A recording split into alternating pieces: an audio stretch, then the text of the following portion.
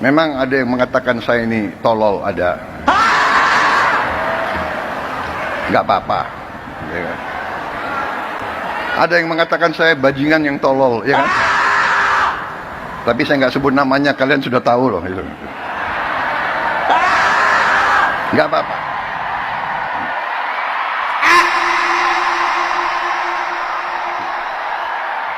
Ini Anda ngatain apa saja di sini, apalagi lupa password.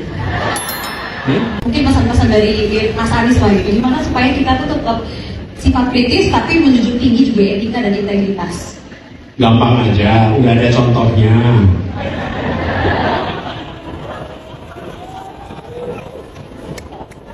Jangan ditiru, nanti Anda akan dapat masalah di kemudian hari. Betul nggak? Iya. Jadi gunakan ini dengan bertanggung jawab. Kalau hari ini Anda ngatain apa saja di sini, apalagi lupa password, Anda akan menghadapi masalah yang luar biasa nanti. Benar nggak? Tapi kalau yang Anda tulis di sini adalah gagasan, yang Anda tulis di sini adalah pikiran ke depan, kepedulian. Sampai kapanpun Anda tidak pernah takut untuk direview atas apa yang semua Anda tulis hari ini. Nah, jangan sampai Anda tulis hari ini, nanti anak cucu malu kiris-kiris terus. Ya? Gitu sih.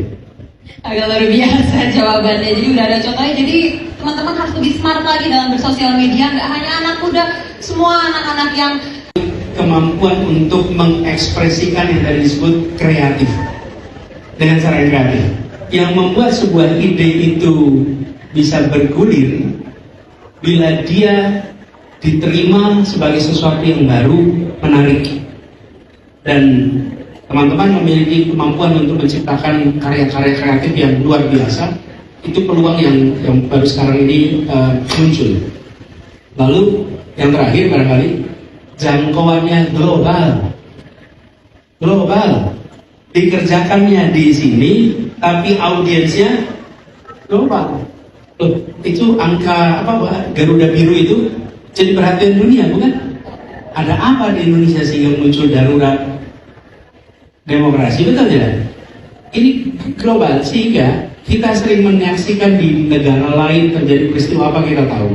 Nah, jadi teman-teman, yang saya melihat ada berapa itu? 8 hal yang unik dari feature gerakan muda digital hari ini. Itu opportunity, itu adalah kesempatan, ada di genggaman teman-teman semua. Yang dibutuhkan adalah duit, kerjakan, lakukan, bukan duit uang.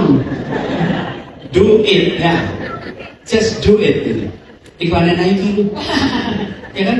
Anda kerjakan aja, action, lalu insya Allah itu akan menjadi sebuah daya dobrak untuk perubahan Indonesia. Gitu. Kita menginginkan agar pemerintah melaksanakan semua janjinya. Jadi kita ingin pemerintah itu sukses melaksanakan janjinya. Apa janjinya? 19 juta lapangan pekerjaan, pertumbuhan 8%, rumah untuk miskin, orang yang miskin 3 juta unit, betul kan? Kemudian makan bergizi untuk seluruh siswa SD, SMP, SMA. Kemudian membangun fakultas kedokteran sebanyak 300 fakultas kedokteran baru.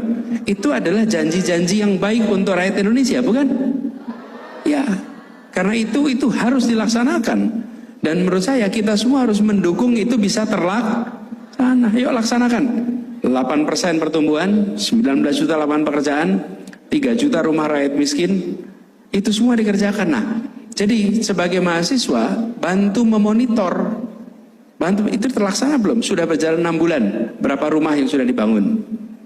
Makanan bergizi, bagaimana progresnya? Jadi bukan menanti dan menunggu, tapi menanti dan menuntut pelaksanaan. Okay? Nah, Yang dituntut apa? Yang dituntut adalah pelaksanaan janji. Enggak ada yang salah. Dan menurut saya itulah seharusnya dikerjakan mahasiswa, gitu ya. Saya sering sampaikan dulu, kalau dikritik, dapat komentar, jangan kemudian a priori dan marah. Dikritik jangan marah. Dulu saya bertugas di Jakarta, itu panennya segala macam itu. Dari mulai yang kritik yang valid sampai pemutarbalikan fakta. Itu kita rasakan semuanya. Apa yang terjadi? Tidak pernah kita melaporkan ke polisi. Nggak pernah juga dicaci maki. Dijawab, dijelaskan. Nih, Bung Faiz ngeritik saya tentang program. Saya jawab, dikritik lagi. Saya jawab, dikritik lagi. Saya jawab, saya jelaskan. Apa yang terjadi? Semua yang mendengarkan mengalami proses pencerdasan. Betul tidak? Kritik dibalas, kritik dibalas. Ini namanya mencerdaskan kehidupan bangsa. Jadi ketika pemerintah dikritik, jangan dipandang ini, waduh saya dihabisi. Bukan. Ini cara kita untuk menjelaskan kepada publik. Jelaskan lagi, tanggapi lagi, jelaskan lagi. Dan semua yang menyaksikan akan menilai, sebenarnya yang benar Faiz atau Anies. Nanti akan menilai, dan lama-lama publik akan tahu. Tapi kalau saya proses penyusunannya tidak transparan, tidak menggunakan ilmu, tidak pakai data, tidak pakai akal sehat, berani nggak saya dialog? Nggak berani, nggak berani. Langsung begitu dikritik, lapor, proses. Nah ini teman-teman sekalian yang menjadi indikator. Nah, mudah-mudahan ke depan pemerintahan kita di seluruh jenjang mau terbuka pada kritik, mau menjawab kritik, dan mau berdialog dengan rakyat. Insya Allah. Assalamualaikum warahmatullahi wabarakatuh. Kepada Pak Anies dan Ustadz yang kami hormati, perkenalkan saya Dila dari Bantul. Di sini saya mencoba netral ya Pak, karena saya merasa banget kalau ekonomi dan segala hal ini tuh sangat membebani kehidupan di zaman sekarang. Sebenarnya kalau kita flashback 10 tahun yang lalu atau kembali ke 1 tahun kemarin, 2 tahun kemarin itu kehidupan tuh memang baik-baik, sangat baik. Dari perluasan tol, semua ketika saya mudik perjalanan jadi lebih enak kayak gitu. Tapi kenapa setelah pemilu kemarin, setelah hal-hal yang seharusnya tidak dilakukan tapi bahasa Jawanya jor-joran, sembako, apapun itu yang dipromosikan untuk memenangkan yang seharusnya tidak boleh diizinkan, yang seharusnya tidak diizinkan, dan dipilih oleh rakyat, dan kita nggak tahu itu kebenarannya benar atau tidak.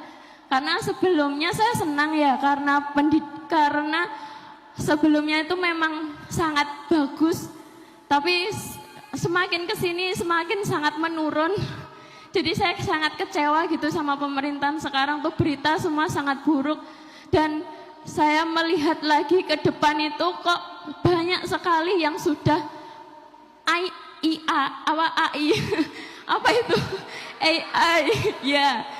Dan saya pribadi juga melihat di TikTok wakil presiden kita itu juga sudah mempromosikan ke sekolah-sekolah untuk merawat diri, kecantikan kayak gitu. Kenapa enggak akhlaknya, imannya yang diperkuat kayak gitu? Kayak saya itu kayak ngerasa sedih banget. Kenapa ya kok jadi menurun kayak gini gitu? Kenapa ya kita itu kayak, kenapa duniawi terus gitu sekarang itu? Kenapa enggak malah agamanya kita, ekonominya kita, semua yang dari bawah itu kita angkat gitu loh Pak, sama-sama gitu. Ya saya sebenarnya dari keluarga yang mampu, orang tua saya nggak kesusahan, tapi saya melihat di bawah itu banyak yang ngemis, banyak yang minta-minta, itu kayak rasanya ya Allah sakit sekali gitu Pak. Ya Pak, minta tolong untuk dibukakan mata kita semua untuk kalau agama itu nomor 1, dan kalau bisa sholat dan ngaji itu nomor 1 gitu Pak. Ya. Makasih Pak. Ya. Ya lain kali kalau milih yang benar.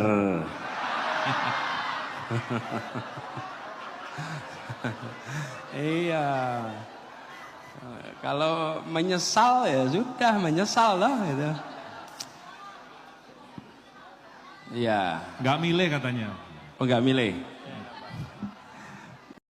Halo teman, berjumpa bersama saya di Politik Dangi. Ya, kalau kita lihat video di depan tadi teman-teman ya, sangat lucu dan menarik sekali bagaimana Presiden Prabowo itu curhat ya. Ada yang mengatakan saya ini tolol dan sebagainya. Dan ini membuat kita itu sangat tersenyum dan ketawa ya. Dan di video tersebut bagaimana cuitan-cuitan dari Fufu Fafa ya beberapa tahun lalu teman-teman, dan banyak netizen yang menduga bahwa Prabowo ini menyindir wakilnya sendiri yaitu Gibran ya. Dan di video tersebut bagaimana Gibran halah tersenyum dan seperti minta maaf seperti itu ya. Dan banyak yang menduga juga ya, ini hanya dugaan bahwa Fufu Fafa tersebut adalah Gibran. Dan inilah yang dikatakan Anies Baswedan teman-teman ya. Bermedia sosial tuh harus baik-baik karena itu akan terekam jelas apa yang sudah kita lakukan. Dan di sini ya, kalau kita lihat bagaimana Anies Baswedan memberikan pukulan telak juga kepada Pragit. Ya, kita tagih janjinya, ekonomi meroket 8%, 19 juta lapangan pekerjaan. Kita tagih janjinya. Bagaimana menurut kalian?